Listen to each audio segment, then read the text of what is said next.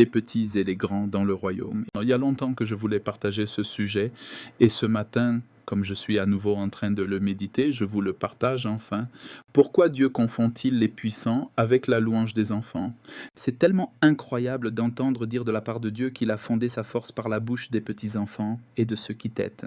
Voyons cela ensemble. Tiens, Dieu choisit les petits pour confondre les grands. Dans Psaume 8.3, il est écrit « Par la bouche des enfants et de ceux qui sont à la mamelle, tu as fondé ta force pour réduire au silence l'ennemi et le vengeur. » Jésus cite ce texte lorsque des enfants crient un Hosanna dans le temple, Matthieu 21, 15-16.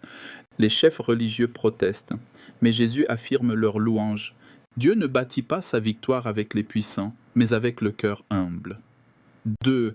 La louange mystérieuse des bébés qui têtent. Pourquoi Dieu inclut-il même les nourrissons? Les bébés ne parlent pas, ils n'expliquent rien, ils ne chantent même pas encore, et pourtant Dieu dit qu'ils réduisent au silence Satan.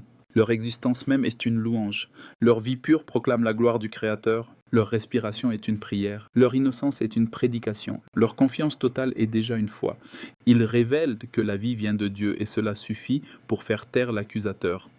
3. Ce que plusieurs théologiens en ont compris. Les exégètes soulignent 3 vérités fortes. A. Les bébés manifestent l'image de Dieu avant toute corruption. Dans leur innocence originelle, les traits du caractère divin ne sont pas encore déformés. Ils sont la preuve vivante de la bonté du Créateur. B. Il y a une louange qui précède la parole. Jean-Baptiste a tressailli de joie dans le ventre d'Élisabeth, Luc 1, 41. Les nourrissons peuvent réagir à la présence de Dieu avant même de comprendre. C. Dieu prend plaisir à déjouer l'orgueil avec ce qui est faible. La louange d'un enfant est sans calcul. Pas de mise en scène, pas d'hypocrisie. Les puissants utilisent des discours. Dieu utilise un babil pour vaincre l'ennemi. 4. Ceux qui sont petits sur la terre sont grands au ciel. Jésus a dit, si vous ne devenez comme des petits enfants, vous n'entrerez pas dans le royaume. Matthieu 18, 3. Les enfants ne cherchent pas la gloire, dépendent pleinement, croient spontanément. Voilà le modèle du royaume. 5. Le royaume renverse l'ordre humain. Le monde mesure la grandeur par l'intelligence, l'autorité, la notoriété, la force. Dieu mesure la grandeur par la pureté du cœur, l'humilité, la confiance, la vérité simple.